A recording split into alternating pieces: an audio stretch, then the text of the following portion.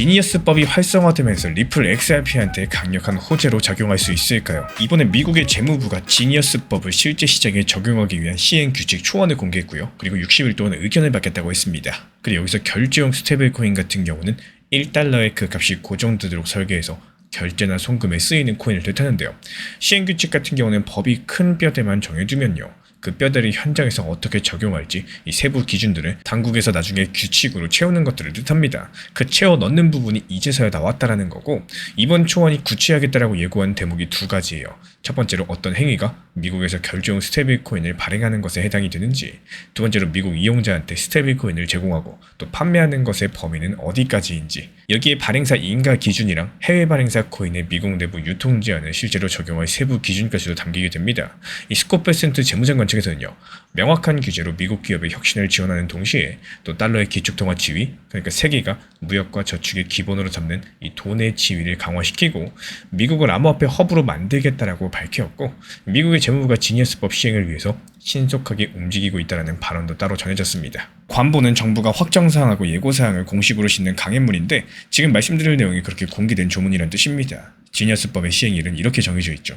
법 제정일로부터 18개월이 되는 2027년 1월 18일 또는 연방감독기관들이 최종 규칙을 공포한 날부터 120일이 지난 날, 이 두 가지 중에 더 이른 날입니다. 그러니까 시행일 후보가 원래 두 개였던 셈이겠죠.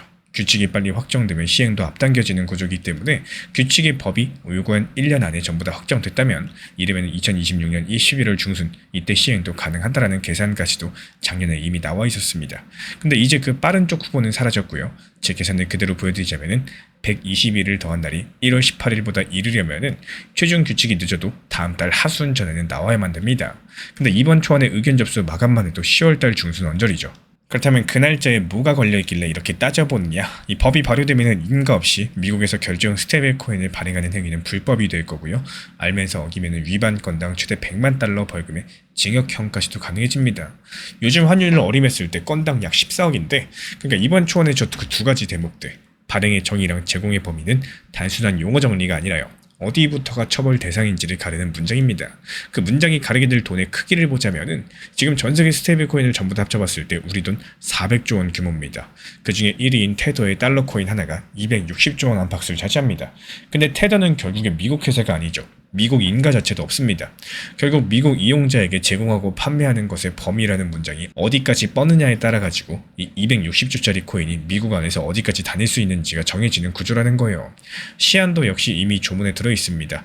제정일로부터 3년이 되는 2028년 7월 18일부터는 거래소 같은 사업체가 인가받지 않은 발행사의 스테이블코인을 미국 사람에게 팔거나 내놓는 것 자체가 금지가 됩니다. 그리고 여기서부터 중요한데요. 이 베센트 재무장관이 기축통화 이야기를 꺼낸 데에도 구조적인 이유가 존재합니다.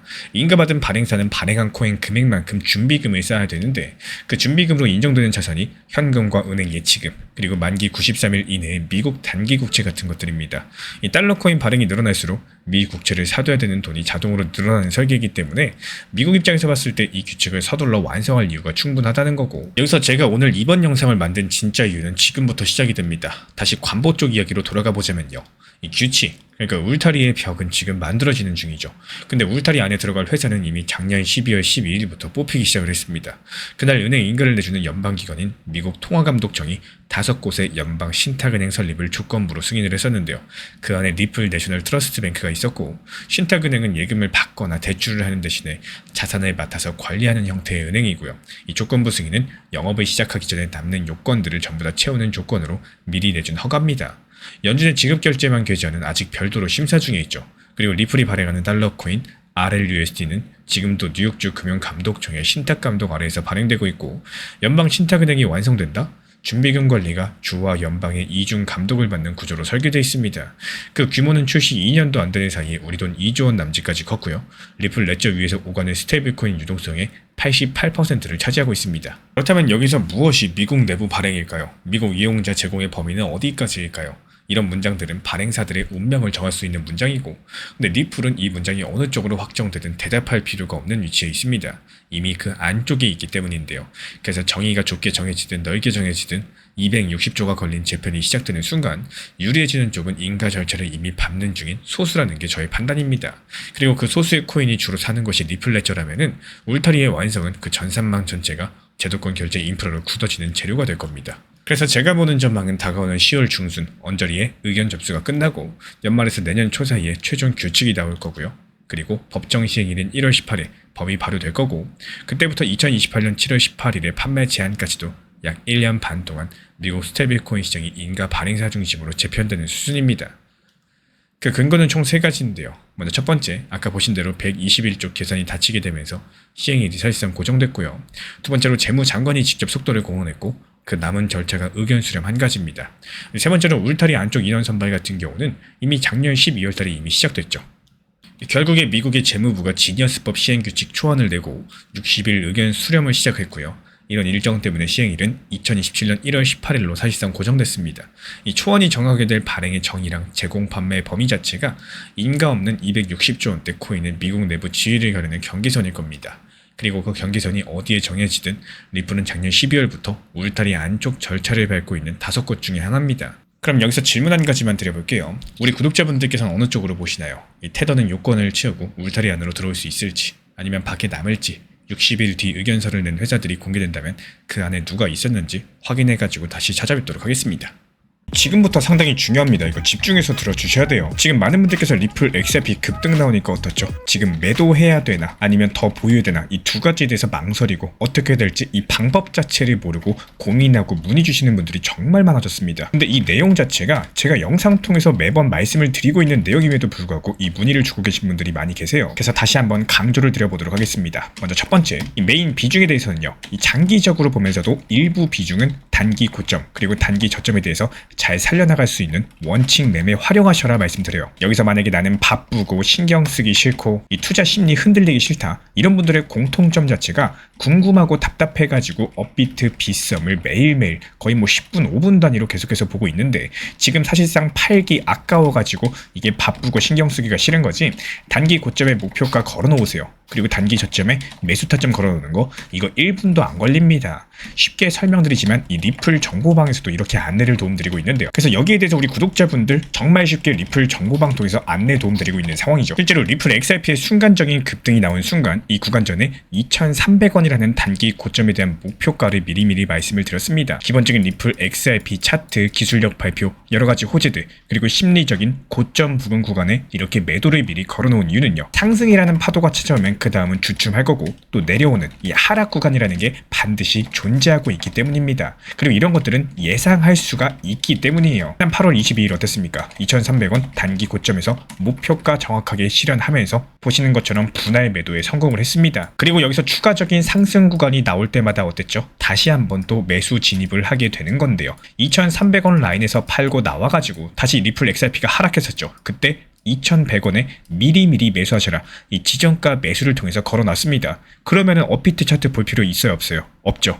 어렵게 생각하시면은 끝도 없이 어려워지는 시장이고, 그냥 내가 단순하게 생각하시면은 정말로 신경 안 써도 되고 투자 심리 흔들릴 필요가 없는, 그냥 계속 수익 볼 수 있는 정말 좋은 시장입니다. 몰빵으로 리플 들어가고 내가 들어가 있는 시간이 아깝고 매수했던 매수 가격이 높다, 그렇다라고 해가지고 이런 것들을 기준으로 삼아버린다? 그렇다면 어떻게 될까요?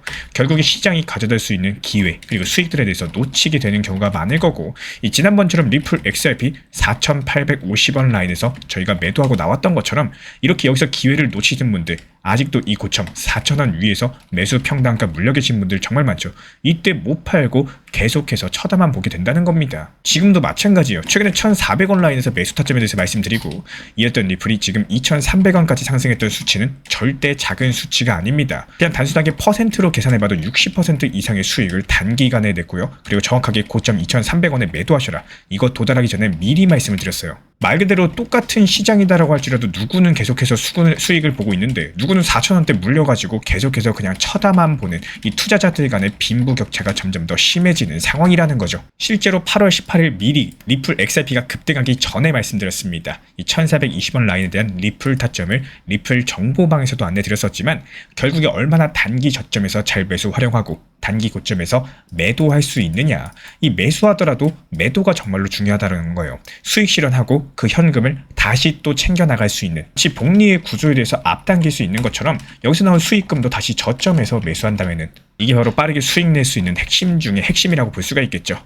여기에 따른 리플 정보방 우리 채널 구독해 주신 분이라면은 필요하신 분들께서만 문의 주세요. 그럼 어떻게 문의 주면 될까요? 현재 보이시는 영상 하단에 댓글창 고정 댓글이 있습니다. 이 고정 댓글에 보이는 링크, 이 링크 통해서 신청 주시면 입장 안내 도움 드릴 예정이고, 아니면 현재 보이시는 번호로서 문자 신청 남겨주셔도 좋아요. 저희는 절대로 선물 투자를 하지 않습니다. 무조건 업비트, 빗썸 이렇게 현물 매매로만 안내를 도움드리고 있기 때문에 정말로 필요하신 분들만 문의 주시고, 선물 투자하시는 분들은 저희랑 관련이 없기 때문에 문의 주지 않으셔도 됩니다. 제가 안내해드리고 있는 코인 신사 채널 멤버십 전용방에 대해서 짧게 설명드려 보도록 하겠습니다. 리플, 암호화폐 시장에 대한 중요한 이슈, 그리고 브리핑이나 시장의 흐름에 대한 전문적인 분석 내용 설명과 함께 차트상의 기술적 분석, 온체인 지표와 투자 심리에 대한 내용들을 같이 안내 도움드리고 있고, 가장 중요한 투자 심리를 컨트롤하기 위해서 포트폴리오의 구성에 대한 노하우, 투자 심리 컨트롤에 대한 내용도 같이 안내드리고 있습니다. 코인 신사 스터디 멤버십 가입하신 분들께서는 아래 번호 혹은 신청 링크 통해서 남겨주시면 제가 연락드리고 있고, 안내 설명과 함께 신사 채널 리플 전용 멤버십 방에도 입장 안내 설명드리고 있습니다.